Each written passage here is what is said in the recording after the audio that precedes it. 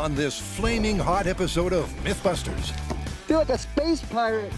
Brian and John test two tall tales of bows and arrows. Ha! First up, a fiery fable. We know that a car can burst into flames. 3. But the question is, 2. Can a single fire arrow cause that burn? Oh yeah, it's on fire. Oh! Direct hit.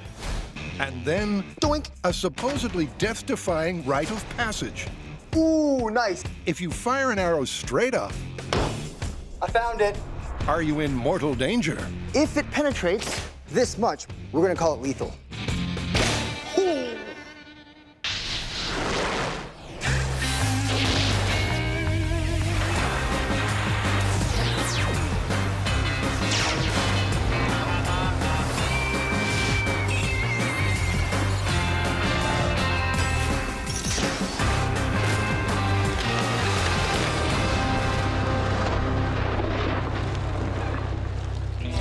How do you make an arrow even deadlier?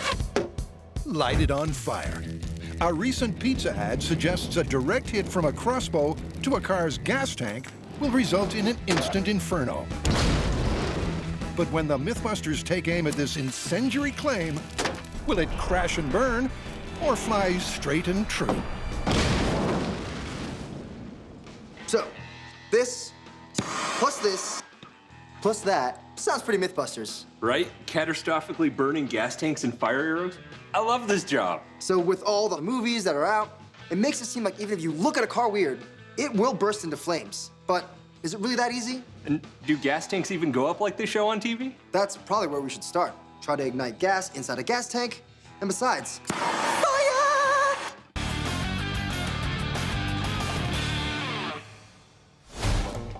Brian and John will investigate if it's possible for a flaming arrow to both puncture a car's gas tank Ooh, bullseye! and stay lit during flight. But first, they're kicking off with a small-scale test. What would it take for a gas tank to go up in a Hollywood-style fireball? A small-scale, see-through gas tank. We put some gasoline in this, introduce a spark, and see what happens. I've been working on the ignition source. Never wired a stun gun to anything before. Hey, John! I will duct tape that thing to your face. Lightning in a bottle. All right, one mini gas tank. I'm getting your gas set up right here. Excellent. As long as I get more in this little Erlenmeyer flask than I do on the table. I think I'm gonna choose self-service next time. Done. You know what? Everyone always assumes the more gas there is, the bigger the boom. Let's just start there. Maybe almost to the top, right under the electrodes. Sounds good to me. With the gas tank wired for stun gun ignition, this small-scale test is sure to be shocking. Let's get out of here. But will there be fire? The high-speed camera is rigged to catch the action once the guys trigger the stun gun from behind the blast shields. All right, mini gas tank literally full of gas. Fire test in 3, 2, 1.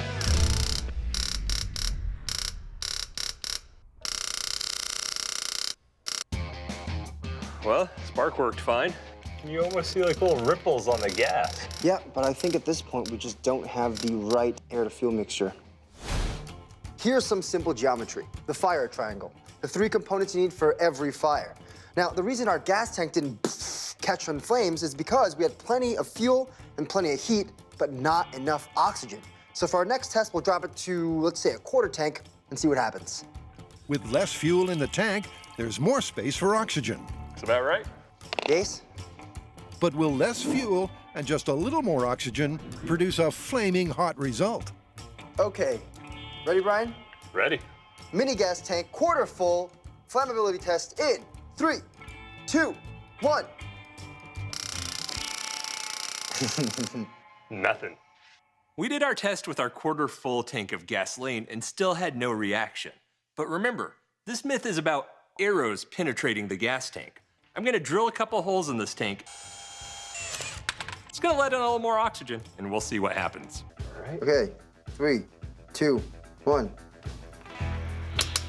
Hey! There you go. There it is. Successful ignition.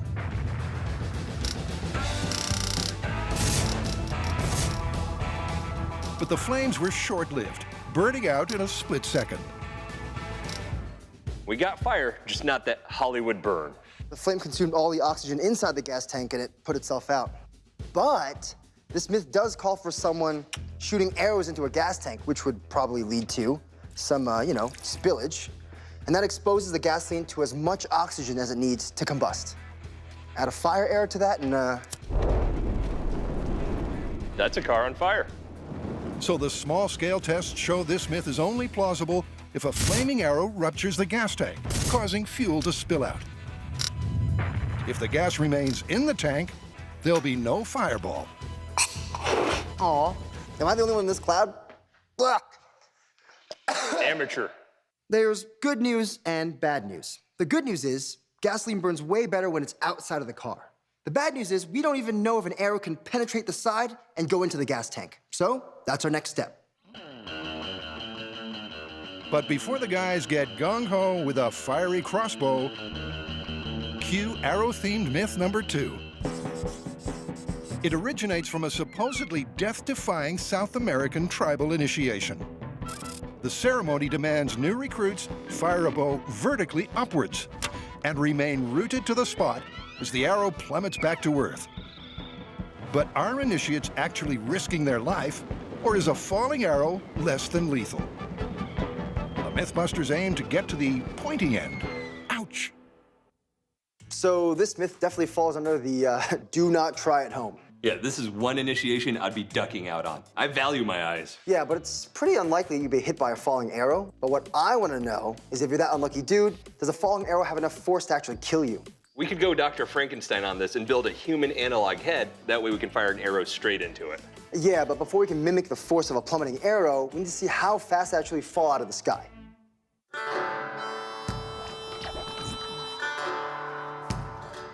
This is Rabbit Dry Lake Bed, and this vast nothingness is what you need when you're firing arrows up and tracking them coming down. Before going vertical, the guys will get some tips on plain old horizontal bowmanship from champion archer and certified instructor George Ellison. Just simply pull it on back. You look down the string at the tip of the arrow, and that's how it's done. Right about there. Oh, I actually realized I'm holding it too high. There we go. All right, that one didn't go past the line. We'll give you a mulligan, John. But eventually, George's instruction pays off. Ooh, that's a hit. Good job.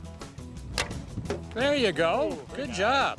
And after a bit more practice,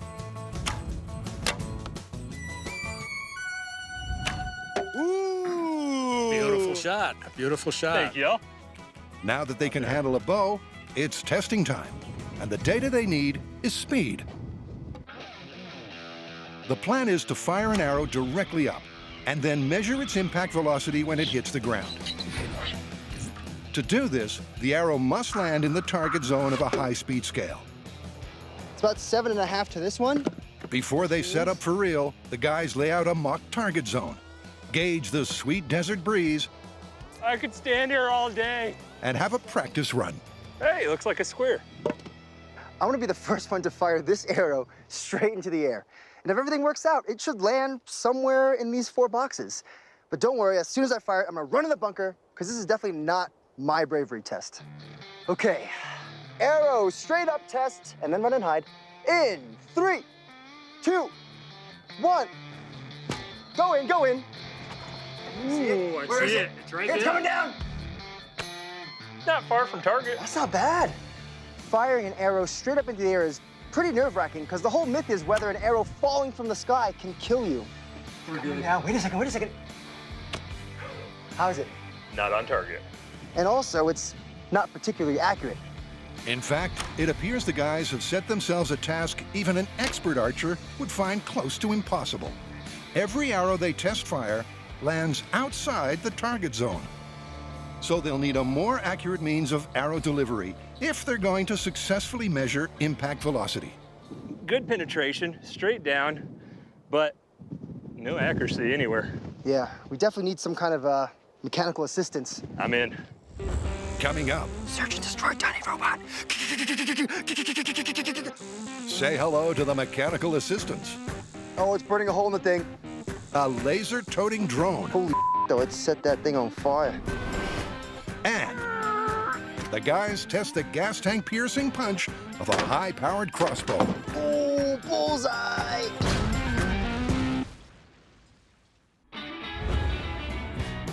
Brian and John are investigating if an infamous tribal initiation ceremony truly is a dance with death, or merely a flirtation with a flesh wound.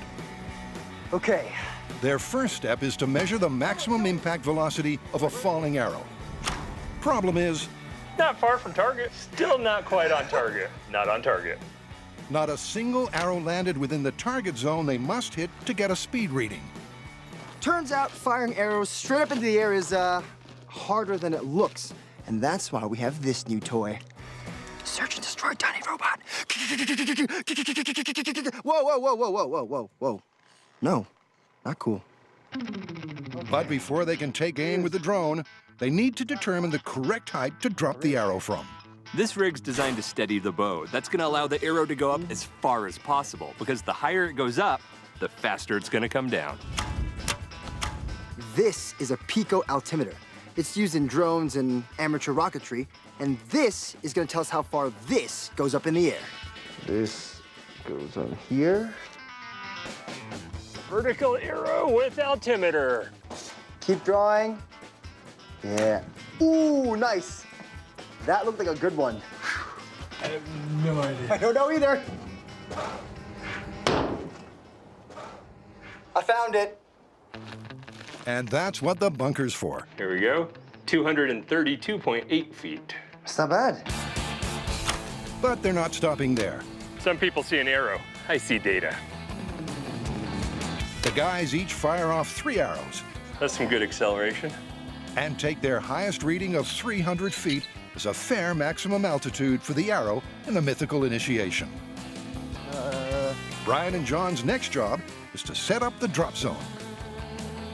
The high-speed camera will record the speed of the falling arrow on impact, as long as they manage to hit the target zone. Well, that's why we're employing these two drones. That one takes the arrow straight up, and this one hovers right above that one so that it gives us a bird's eye view of the bullseye. Then when we're ready, we drop it, and there you go. I'm happy. The drone will position the arrow directly over the target zone. Then just Beautiful. The guy's new toy even has a precision targeting system. all right, it's on. Whoa, that is bright. Oh, it's burning a hole in the thing. It's off. Holy though, it set that thing on fire. Yep, that's one tricked-out drone.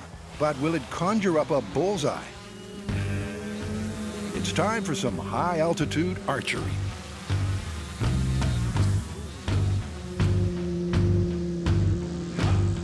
Copter forward a hair. I'm getting close to you there, buddy. You're close. Okay, copter left. God, was that them touching? Oh my God. Shoot, shoot, shoot, shoot, shoot, shoot, shoot, shoot. No, no, no, no, no, no.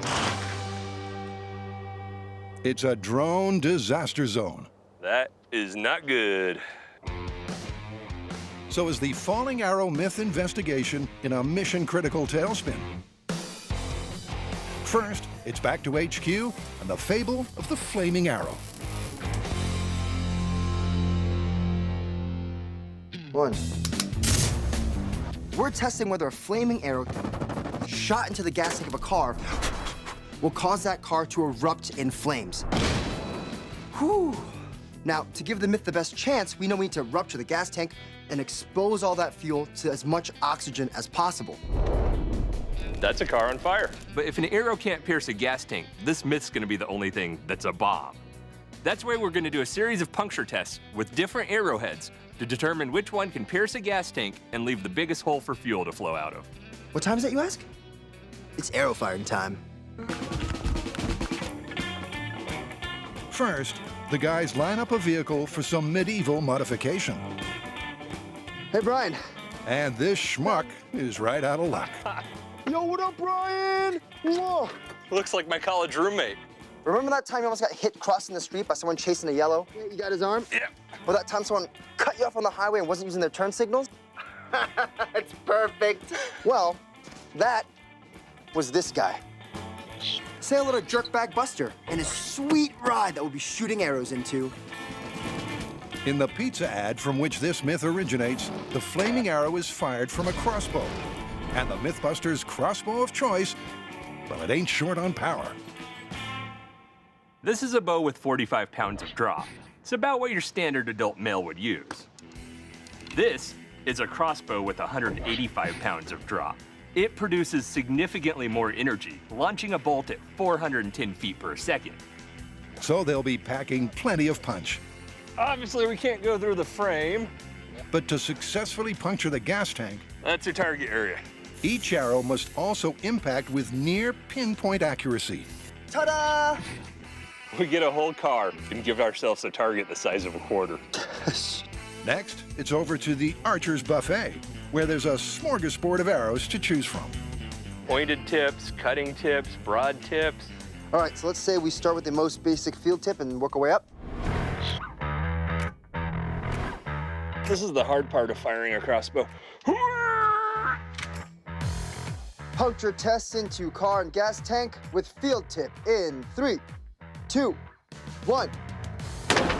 Oh, bullseye! My biggest concern was that with both the car and the gas tank, the arrow wouldn't make it through. It had no problem making through both. Good start. How's the hole look? Pretty clean. Yeah, but nowhere for anything to flow around it. The tip is about the same size as the shaft of the arrow, meaning that when the arrow went through, it plugged its own hole. No room for fuel to flow out. And as the small-scale test proved, if the fuel stays in the tank, there'll be no fireball, and this myth's as good as busted. But will a gnarlier arrowhead tear a bigger hole? Next up, It's a field tip with an accessory cutter. it's real fancy. In 3, 2, 1. Ooh, that's nice. The arrow's in the tank. Yeah, but the tip is on the ground. Oh, that's not good. Our test with the field tip and serrated accessory, it got really good penetration. But when it hit the gas tank, the tip broke off. So it didn't give us quite the hole in the gas tank we were looking for. In fact, the 3-blade cutter tip and the 4-blade cutter tip produce similar results.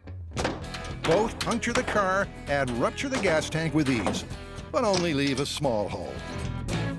There's nothing that's like plowed open. That's disappointing. So next up, the guys try something different. This one seems like a special tip. The blunt force of a decocking bolt. Here it comes. It's not designed or balanced for target shooting.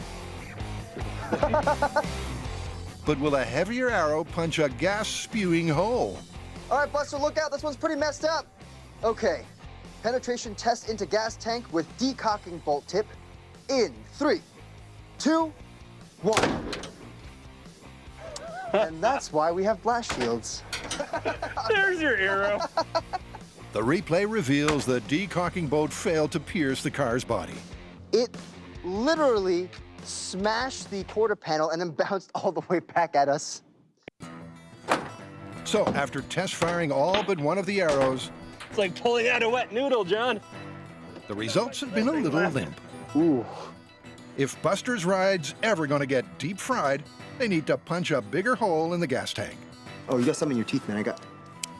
There you go. It's down to the last arrow. This one's really sturdy. Yeah, let's do it. Penetration test into gas tank with broadhead arrow in 3, 2, 1.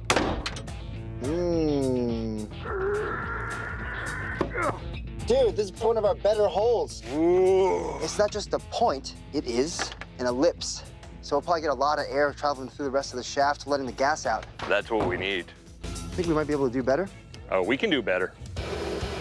Now that we've done the penetration test, we know that none of those arrowheads really give us that hole we're looking for that lets a lot of gas out at once. So my job is to create the ultimate arrowhead that lets more gas out without compromising the arrow itself or its trajectory.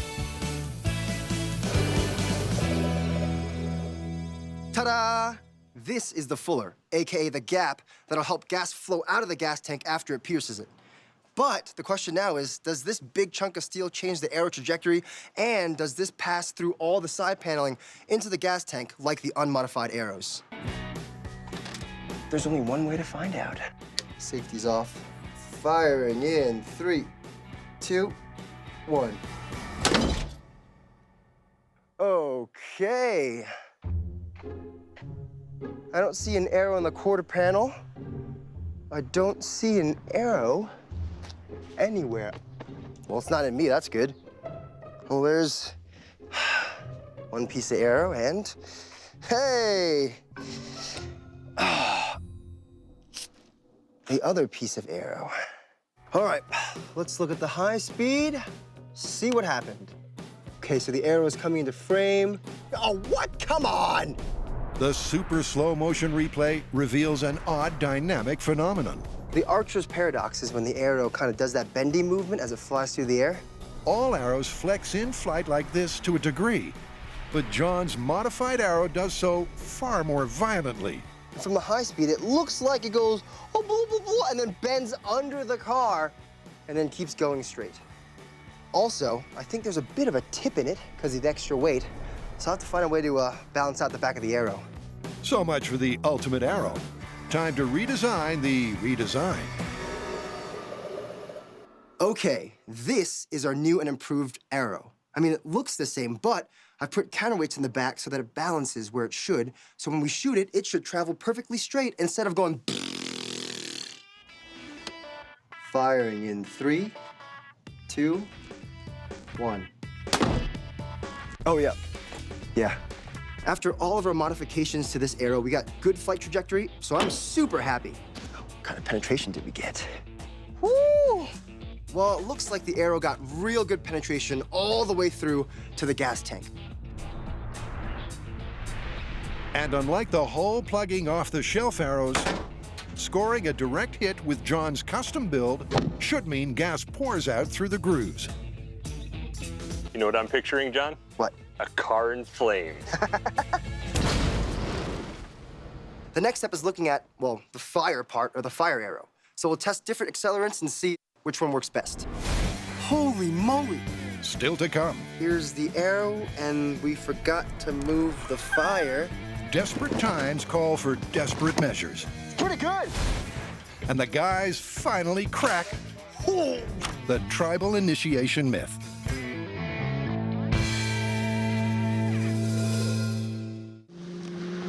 God, was that them touching? Oh my God. Shoot, shoot, shoot, shoot, shoot, shoot, shoot, shoot. No, no, no, no, no, no. John and Brian are investigating if an arrow fired straight up could be lethal on its way back down. All right, coming into land. They're attempting to measure the impact velocity of a falling arrow. Kill it! But their first shot at dropping one into the target zone ended with an RIP drone, resting in pieces. Oh, no. That is not good. Oh, man. Little drone. You were still so new. The camera assembly. That did not take it well at all. But a quick dispatch from HQ and a brand new drone is ready to roll. Brian and John need to get two things just right for this test to succeed. First, the arrow must be dropped from the correct maximum altitude, 300 feet. So I'm at altitude, Brian. You coming up? The arrow must also hit the high-speed scale's target zone, so they can calculate its speed on impact. Copter right. Copter right. Copter right. And got a little more. A little more forward, tiny bit forward. Release. Release! Get back. Hoo-ah! Ooh, it clipped the edge of the scale and still managed to punch into the ground. But you know what's the most important? What? It's right in front of the high-speed scale. Bullseye. But before they crunch the numbers from the speed scale, All right, dropping in 3, 2, 1. Arrow away. the guys drop a couple more arrows, so they can calculate an average speed. Beautiful. I feel like we know what we're doing now. Time to look at the data. Perfect. That is a solid hit. All right, let's see if we can get some speed off of this stuff. By measuring the time it takes for the arrow to cross the 4-foot-tall high-speed scale, the guys can extrapolate its speed on impact. Our high speed gave us 3 different speeds for our arrows: 88 miles per hour, 110 miles per hour, and 116 miles per hour. It's just like it's raining arrows. Very slowly, one at a time. There's some variance from winds and other factors, but we're gonna take an average, use 105 miles per hour, and that's the target we're gonna look for. All right, we got our arrow speed. Now back to the shop. All right.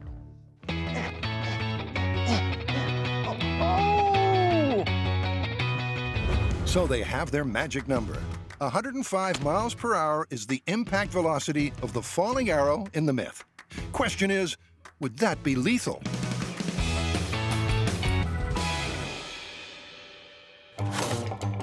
To find out, Brian must first work out how to fire an arrow horizontally at exactly this speed. This may look like some sort of weird technological kite, but it's what's called a chronograph. And what it does is time something between here and here. And since you know the distance, you can figure out how fast it's going. 84, 107, 131. The chronograph only reads in feet per second. 137. So Brian needs to register a reading of 154 feet per second to match the arrow's 105 mile per hour impact velocity. The speeds of the arrows have been a little bit, well, a bit like my accuracy, all over the place. We need that 154 feet per second or 105 miles per hour. So I think I'm gonna go build a rig that I can dial that speed right in. Meanwhile, John's prepping for surgery. Is it gonna hurt, John? You can't feel pain. Before we shoot this guy in the head with an arrow, I'm gonna put some meat on his bones. He's made of a polymer and wood fiber composite that accurately represents the strength of a human skull. Look at this handsome guy. Model him after me. Now for la pièce de résistance, I'm gonna put skin on him. I think I only got 8 minutes before it sets, so I gotta work fast. Ooh, there we go. This is definitely how you perform eye surgery. And then for real authenticity, glow-in-the-dark eyeballs. This isn't creepy at all. Which one's the real John? No one can tell. It's perfect. All right, I'm out. You take over. But John doesn't get to scrub out just yet, because his new doppelganger's missing one vital ingredient: analog blood, which will be pressurized to match human circulation. How are the heads coming along? Great, I think we're ready. You ready, man? No! No, we're good. Let's go shoot some arrows into some heads. We need to get 105 miles per hour out of our arrow every time to test this myth. Okay, you're at 5. That means we need to determine exactly how far back we need to draw on our bow to get that speed. 203, we gotta go a little less. Okay. We'll be using this as a tape measure. Keep going. 4, 5. Determine what point gives us that, and then we can repeat it every time we draw. You're at the end of your 7.5. 7, that's it. There you go. 158. Yeah? 154 is what we needed. Ooh, nice. So 7 3/4. Sweet spot.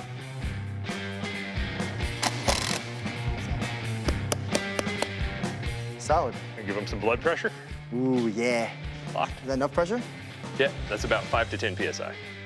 With the bow rig calibrated and the analog skull locked in place, the stage is set for a worst-case scenario tribal initiation.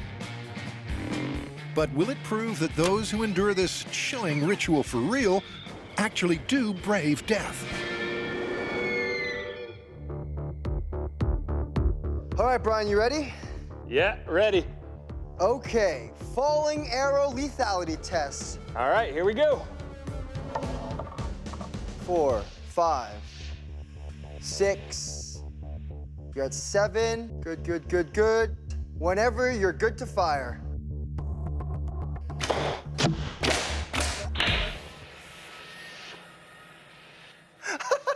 I feel bad. I shouldn't be laughing. Oh! Ooh! A glancing deflection sent the arrow through the forehead and eye socket. I don't know if he's dead, but he's blind. Yep, as horrific as the wound is, it's not definitively lethal. But would a direct hit have fatal skull-penetrating power? There's only one way to find out. All right, let's pull it out and do it again. Yeah, let's do that. Okay, falling arrow lethality test on Brian's mark. All right, 2, 3, 4, 5, 6. You're right at 7. Ooh. And that's what we're looking for. This time, the arrow squarely impacts the skull with bone-shattering effect. Oh! Yeah, he did. That's not good. Look at this. Well, let's see what happened to the skull. Yeah, I want to know. Trust me, I'm a trained professional. You ready? Well, okay, John's clearly not. But Brian's a trained emergency medic. It's a bit like a bullet wound to the head. It's not just a hole, it shattered the skull. The second arrow inflicted such a gruesome wound, there's little doubt over the verdict of this myth. Where'd we land on this one? Well, if you fire an arrow straight into the air, odds that it'll hit you, not so much. But if it does hit you, You dead. yep, confirmed. Dead right. But you still gotta be pretty brave to stand underneath an arrow. Yeah. Seems like it's not... Bubba. Still to come. Feel like a space pirate. John gets suited up for a red-hot date Firing in 3, 2, 1. with a flaming arrow. Holy moly.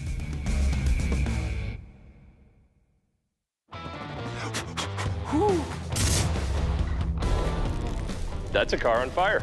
Brian and John are testing if it's possible to set a car ablaze with a flaming arrow. They found the right arrow to puncture the fuel tank and allow the gas to gush. Whoa, Buster. It's looking good for us, but not so good for your car.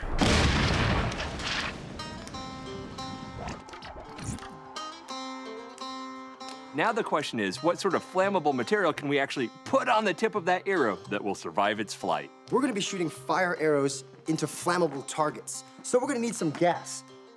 Does Mel know we're here? No? Oh well. Let's get started. Fresh cup of kerosene. John and Brian's first test will compare the burn temperatures of different flammable materials. And to do that, they've got a state-of-the-art thermal camera. Is my deodorant working? Oh, look at that. You're 102 degrees there, man. You're rocking the Mohawks, though. 112. Really? Oh, yeah. Whoa, that's insane. Oh, it's hot in the MythBusters kitchen, all right. Ready? Ready. And it's about to get hotter. Rope soaked with kerosene. Oh, it's on fire. Gasoline soaked rag. Ooh. Contact cement. Oh. So, which combustible course burned best? The rope soaked with kerosene performed really well. Pretty consistent in terms of temperature and burn. Good burn time. Really is. The rope itself absorbed a lot of the fuel, and it gave us a great burn. And plus, in all this wind, the entire thing stayed lit. Looks way bigger, though. The cloth soaked in gasoline was great. It had a huge flame. Over 1,200. But I'm worried because the cloth itself didn't burn, and I think it's the vapors burning off it, and that might blow out easy. The contact cement seemed to have a mind of its own. Almost like it's alive. Help me. It's kind of messed up. But overall, the fire's a lot cooler on this one. 1,100 degrees right now. They're murder giggles, John, and they're worth it. We got some really good results from our burn test. Each material showed interesting characteristics, but what it all comes down to is how each one performs in flight. The challenge for our flight test is going to be how to best affix that flammable material to our arrows. We need it to stay lit, stay on the arrow, and have minimal effect on the flight path. And to test that, John requires a wardrobe upgrade.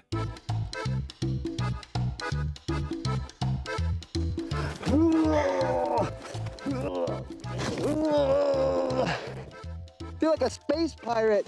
You're so shiny. Yeah, let me help you tie some of those intricate knots with my claw hands. I feel like, just like if I'm right here, the sun, get a nice tan. Yeah, dude. Yeah. All right, you ready to tie some knots? Yeah, let's do it. Tie it off. Get a knot. Arrowhead sharp. Is it? The first flammable material on the fire arrow test slate is rope. It worked. Not city. Okay, pop it on, our arrow shaft. This looks pretty great. Here we go. Woo! I'm gonna go soak this in gasoline. In this test, John's gas tank target isn't real, but a liberal dousing of gasoline means a direct hit should yield a fiery result, so long, that is, as the arrow remains lit. You ready? Yeah, man. Do you know how hard it is to fire a crossbow looking through a scope with a fire helmet on? All right. You completely ready? Yep. All right, I'm gonna light you. All right. Is it on? Yep, safe. Safety's off. Oh, wait. Did I mention all you can see is flames? Firing in 3, 2, 1. Incoming! Where's the trigger? Oh, here it is. Holy moly. Dude, the fire's out. You think it's getting put out as it's going shrink? That's what I wonder. And shawing is indeed the fire-killing culprit. The arrow just leaves the flames behind. It's just like, okay, here's the fire arrow. Here's the arrow, and we forgot to move the fire, and the arrow's just gone. The rope with kerosene looked good, but once it was delivered by the crossbow, the rope itself wasn't burning. All the fuel was burned off it. It's practically useless. All right, next one. Rag, Yep. gasoline. Yep. I wonder if we need to put something on there to protect it from the wind. Do we want to do a cone? This seems pretty legit. Yeah, I'm sure the guy shooting into the gas tank spent like half an hour on each arrow. He makes them the night before, come on. Lighting. Safe. Firing. That ain't a bad hit, but I don't see a fire. It's clear the cone did little to shield the flame. But although the arrow isn't on fire, it does pin its gas-soaked payload to the target. At least the cone and the rag stayed on. Yeah, and the arrow traveled pretty well. Great penetration, but the problem is, we ain't got no fire. Coming up, I wonder, John, if it's time for your secret sauce. the MythBusters add some spice to their fire arrow ingredients. So nice. But will it be a recipe for flight-resistant flames Fire. or just a cooked crossbow? What happened?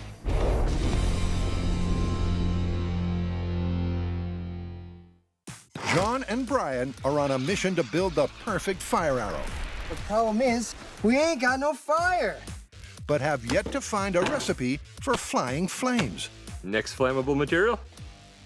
I think so. This time, it's a slathering of contact cement, served flambé. Safe. Fire. Well, There's your fire. It's a familiar story. so there's a trail of goop, but the fire's in the same place. Is this burning or just ribbons of... I think it's ribbons of goo. But the testing so far hasn't been a complete failure. The arrow delivered a small blob of contact cement all the way to the target. But the gas rag did even better. It delivered the entire payload all the way down. So we know we can get fuel down to the target, but the problem now is keeping it all lit. But we're not gonna give up yet. I wonder, John, if it's time for your secret sauce. And this stuff is hotter than habanero. Cannon fuse. Notoriously hard to blow out, and I heard it stays lit when it's submerged in a liquid. Let's test it. There it goes. Once ignited, the chemicals the cannon fuse is made from release enough oxygen for combustion, enabling it to stay lit even underwater. All the way to the end. So nice. So in theory, the cannon fuse should also stay lit when attached to a speeding arrow. We got the most fuel to our target with the gas-soaked rag. So by adding the cannon fuse to the mix, well, that gas tank might just be going up in flames. You good? Yes, sir. All right. But there's only one way to find out if the special sauce will really bring the sizzle. Lighting. Tell me when to fire. Fire. What happened? Oh, God. The problem with shooting fire arrows is that fire's hot, and it sometimes melts things, like your crossbow. That looks great, though. The arrow works, So now we need a plan B. Well, we don't have the crossbow anymore, but we do have this old school bow. It might not be as powerful, but it'll still help us to see if that arrow stays lit after it hits the target. Right. Safe. Ah! Brian, are you looking? Hey, you broke the bow, but you lit the target. The cannon fuse remains lit in flight, reigniting the gas-soaked rag on impact. Dude, I think we found our flammable material. Think so.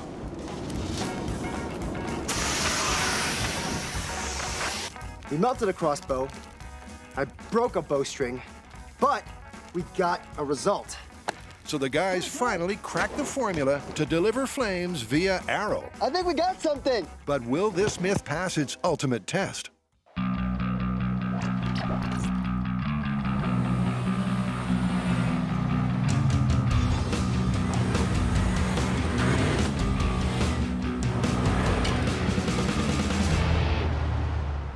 Woo!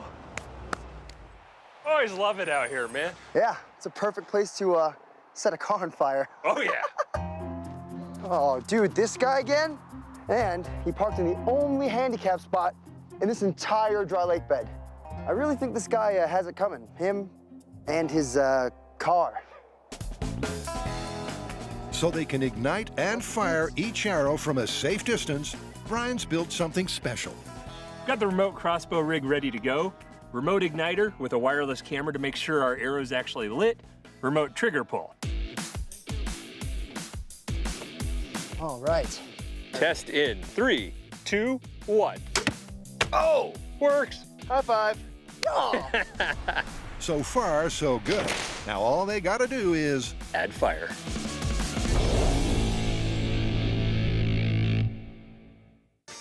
Oh, dude, this guy again? can a flaming arrow cause a car to erupt in flames? I really think this guy has it coming. Him and his car. The MythBusters are about to find out. We have cannon fuse, Yep. cloth, Yep. more cannon fuse, Yep. dunked into gasoline. I don't think you can go wrong with that. The arrow's an incendiary cocktail, which should pack a fiery punch if it hits the right spot. Just one more for insurance. So, with the final test setup complete, will a well-placed fire arrow result in instant auto inferno? I'm getting the heck out of here. Come to safety. Flaming arrow into gas tank with gas-soaked rag and cannon fuse. In 3, 2, 1. Oh yeah, it's on fire. Oh! Direct hit.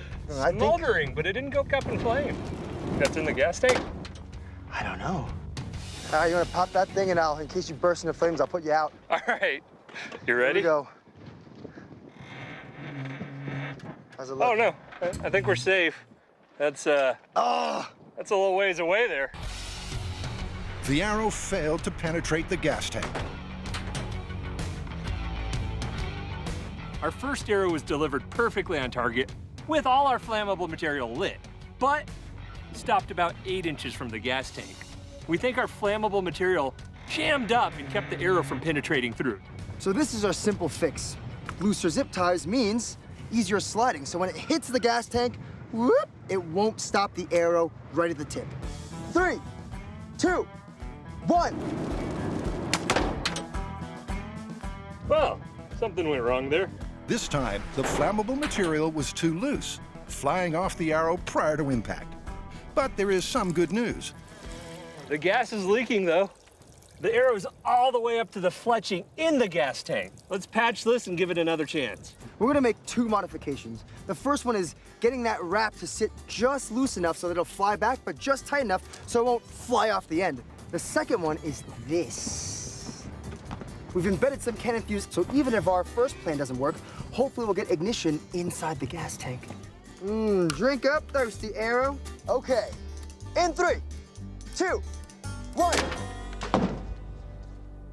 Approach with safety. Yeah. What happened here? Oh, hit the bumper, fink, up into the frame. This time, Mother Nature's to blame. A freak gust of wind knocking the arrow off target. Ready to try again? Yeah, let's do it. But every arrow the guys fire either misfires, breaks on impact, or fails to puncture the gas tank. It is really hard to shoot a flaming crossbow bolt. At this point, we've fired quite a few arrows. We've already had an arrow that pierced the gas tank and caused gas to leak out. We've had arrows hit the quarter panel and stay lit. Oh yeah, it's on fire. Oh! But we're not getting these best case scenarios at the same time. I think we combined our best case scenarios to give us the ultimate best case scenario. What's that? We unplug the hole in the gas tank caused by the previous arrow, so it's leaking gas. We plug in a fresh fire arrow, and if that doesn't engulf this car in flames, I don't think anything will. So Brian and John are stretching the bounds of probability on this myth. While testing has shown it's unlikely a fire arrow would both puncture the gas tank and stay lit, there's a slim possibility it could. They'll simulate this improbable sequence of events by rigging a fire arrow in a hole in the gas tank and igniting it remotely. Sorry, but I think your days are numbered. Okay, here we go. Man-made, ideal situation with leaking gas tank and fire arrow already in gas tank in 3, 2, 1. There it goes. It's ignited. That's beautiful. It's still a little bit, I'd say a little bit smaller than the ones you see in movies and TV. No bonfire. And even a minute after ignition, there's still no flaming inferno. This myth called for this giant fireball engulfing the car. Fire's pretty weak, kind of like the myth, underwhelming. So it's been a couple minutes. I think the car's on fire. Last time I watched a movie, when the car exploded, it wasn't like a 8-minute-long scene. In fact, it takes a full 30 minutes for the blaze to completely swallow the car. The car's obviously on fire. Everything's on fire. It's Armageddon, and I love it. So Buster's recklessly parked ride does end up deep fried. But the myth has gone up in smoke too. Well, in terms of a single fire arrow causing a car to erupt in flames, I'll have to say busted. I agree, busted. You think we should put it out? Yeah, probably. I got this. Let's get down there. I think we need the water truck, John.